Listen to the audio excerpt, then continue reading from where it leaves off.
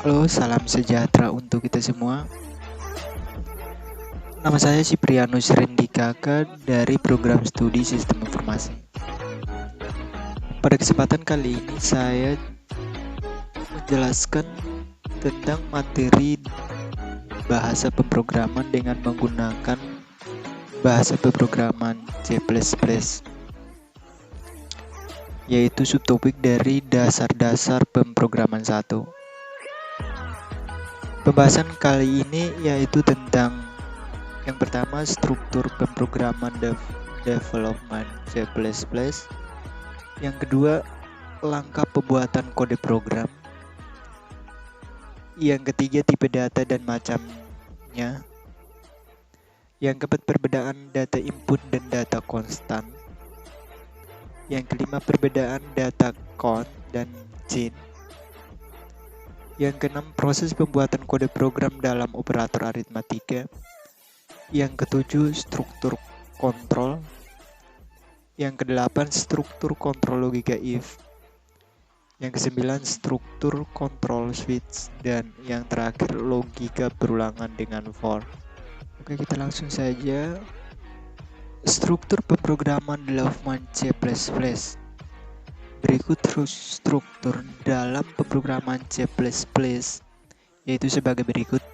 Yang pertama ada komentar, yang kedua ada handler, yang ketiga ada int main, yang keempat ada kurung buka kurawal, yang kelima ada statement count, yang keenam ada kurung kurawal akhir, dan yang terakhir ada return. Ini adalah contoh program atau contoh struktur penulisan bahasa pemrograman dalam C++.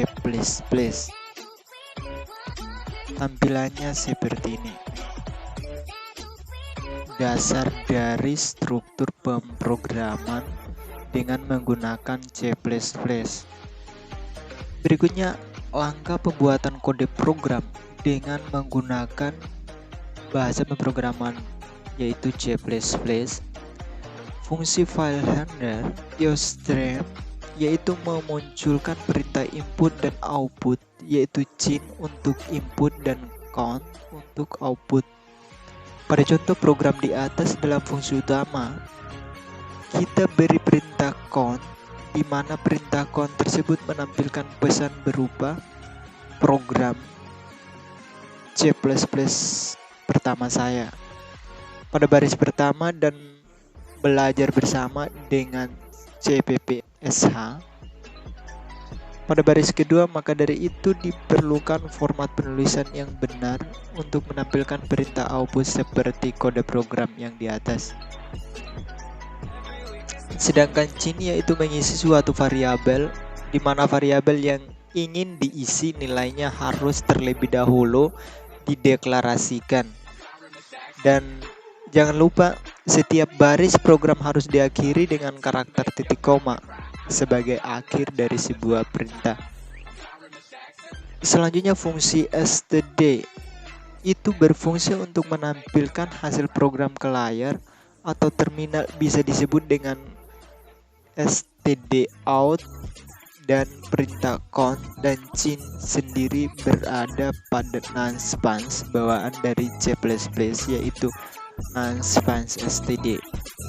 Oh ya, tempat penulisan perintah using non-spanse std berada pada di atas fungsi utama. Oh, dan mungkin kita bingung tentang tulisan garis miring M itu berfungsi untuk membuat baris baru untuk ditampilkan atau bisa disebut dengan enter. Kita masuk ke tipe data dan macamnya. Ada beberapa macam tipe data ya. Ada integer atau int, merupakan tipe data yang digunakan untuk menyimpan nilai dengan bilangan bulat positif tanpa ada titik desimal pada bilangan tersebut. Misalnya ada 1, 2, 3, dan seterusnya. Berikutnya ada floating point merupakan tipe data yang digunakan untuk menyimpan data yang berupa angka dengan nilai pecahan, misalnya 27,72, 54,36 dan seterusnya. Dan yang berikutnya ada tipe data string, di mana string yaitu merupakan tipe data yang menyimpan nilai dari gabungan beberapa karakter. Berikut perbedaan data input dan data konstan. Data input adalah inputan dari sebuah program yang menghasilkan output dengan cara ketik melalui keyboard, sedangkan data konstan yaitu inputan dari sebuah program yang kita jalankan, yaitu menghasilkan output secara otomatis. Perbedaan data count dan chain. Chain merupakan jenis perintah atau instruksi yang digunakan untuk menginputkan segala sesuatu dengan melalui keyboard. Sedangkan count merupakan jenis perintah yang digunakan untuk menampilkan hasil layar dari monitor. Berikutnya proses pembuatan kode program dalam operator aritmatika. Dalam operator aritmatika, yaitu merupakan jenis peralatan yang digunakan untuk proses perhitungan matematika dasar seperti penjumlahan, perkalian, pembagian, pengurangan, dan sisa hasil bagi, atau disebut dengan modulus.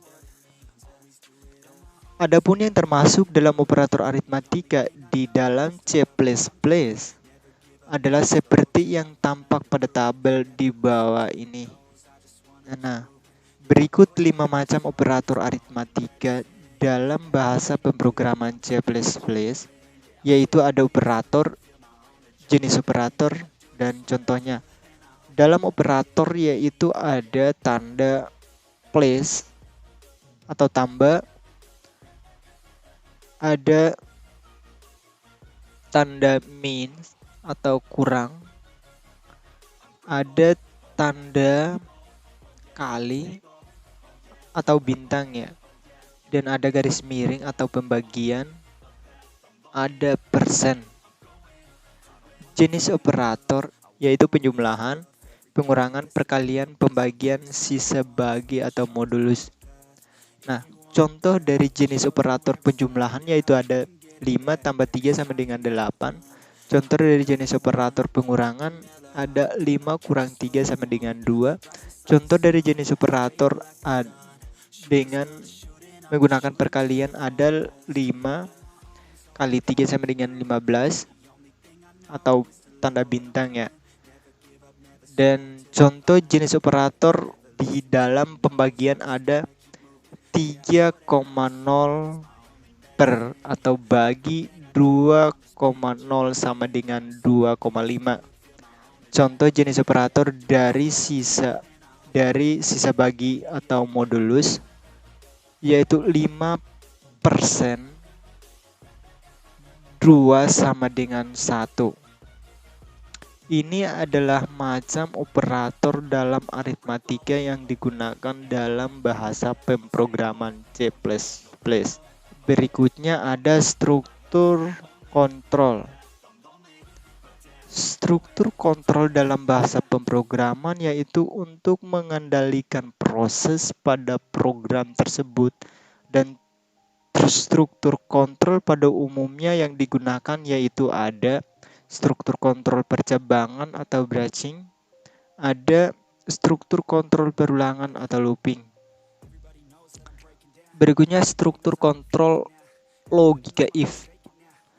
Logika if merupakan salah satu statement dari logika percabangan yang digunakan untuk mengambil suatu keputusan berdasarkan suatu kondisi.